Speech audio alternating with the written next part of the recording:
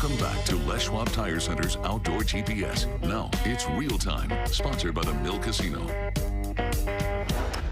Welcome back, everyone. We've got Derek Broman here in studio from ODFW. He is the game program manager, and for the second time, right? Third time? Second, third, something like that. I love having the opportunity to get ODFW in here. Now, typically, I want to talk positive things.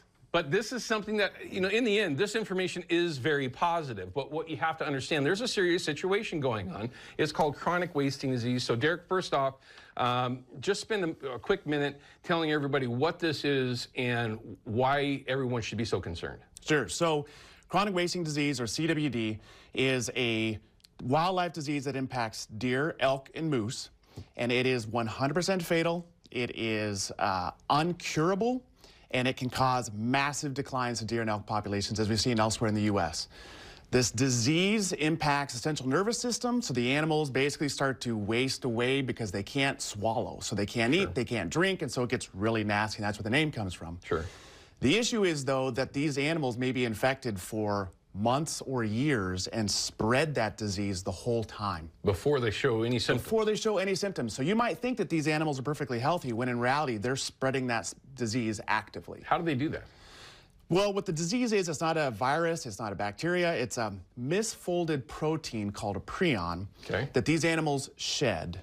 So it can go animal to animal, but it also can be shed into the environment through saliva, feces, blood, those types of things. And that prion can live in the environment for potentially decades. Wow.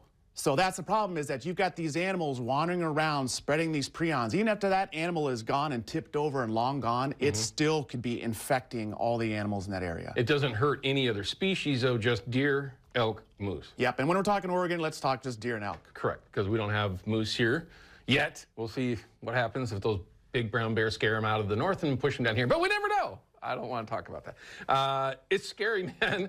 Last time we had you on was about a year ago, which is now the perfect reason why I wanted to have you back on. You guys did an absolute media blitz when we were over on the east side, constantly running radio spots, trying to get everybody during bow season, which I thought was very insightful, by the way, to get people's awareness up so they know that it's an issue, and then what they can do to be.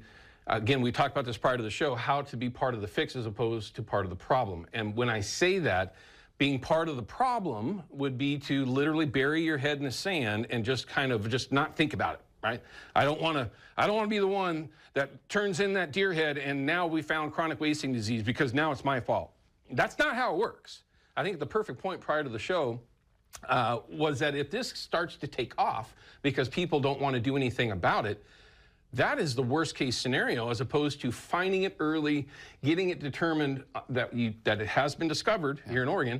It hasn't happened yet, but when that moment happens, that process to start fixing the problem, we need to be involved. Don't overlook this. Is that a safe assumption? Absolutely. Like early detection, where it's all at. Right. These other states that have had those disastrous situations, they didn't know about it, it was going on, they weren't sure how to respond. We have the benefit now of knowing what to do and what not to do. But ultimately, we want that early detection so we can respond quickly, surgically, not have something spread and we not know about it, and then it's almost too late. Now the cat's out of the bag, it's going to be so much harder to control this.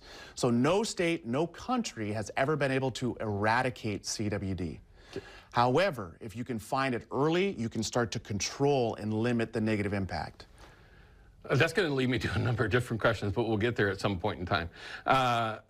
It's not just Oregon that we're concerned with. Washington's found it. California has found it. The West Coast is now part of this chronic wasting disease issue. If it's not already in Oregon, it's just a matter of time before you find it.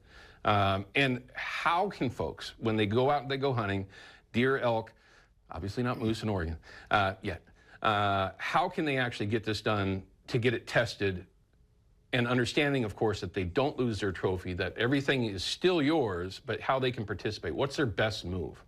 So in that case, as far as how to get your animal tested and to help out, it's kind of a choose your own adventure. There's 4 primary options right now. One is that you can go to a taxidermist. We've got dozens of taxidermists signed up to take those samples.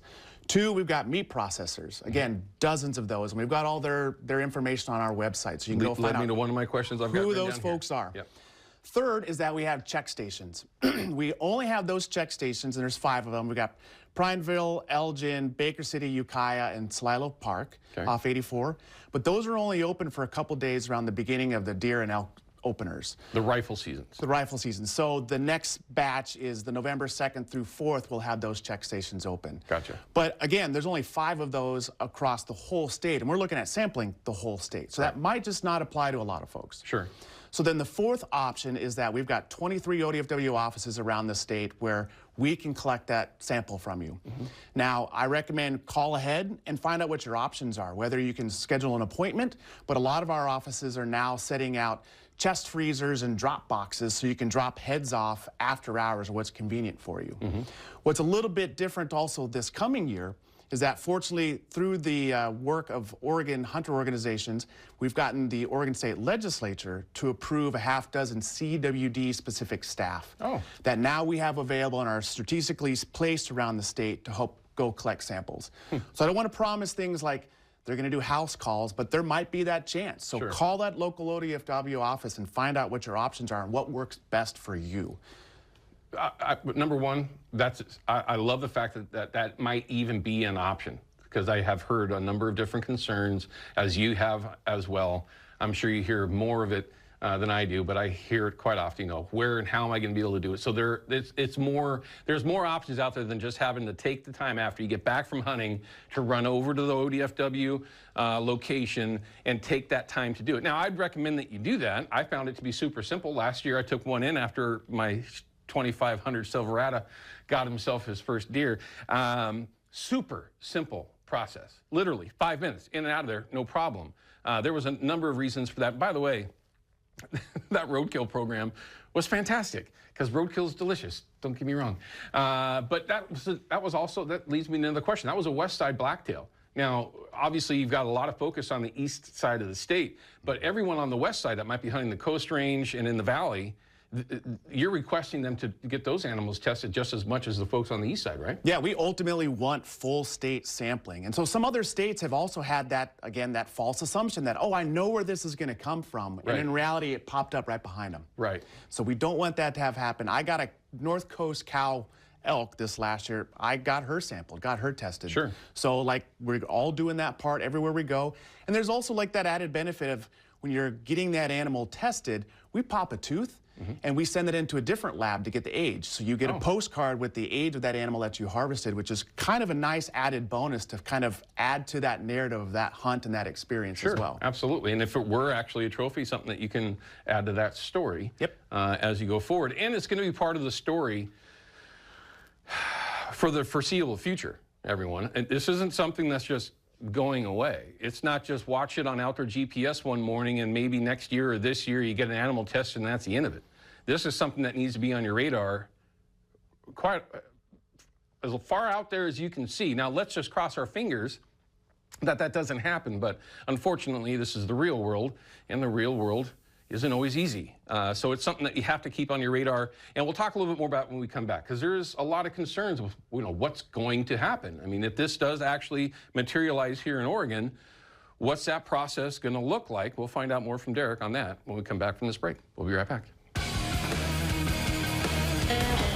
Outdoor GPS is brought to you by Chevy Silverado and the impressive Turbo Max engine. Flex your muscle with the strongest, most advanced Silverado ever. Official truck of Outdoor GPS.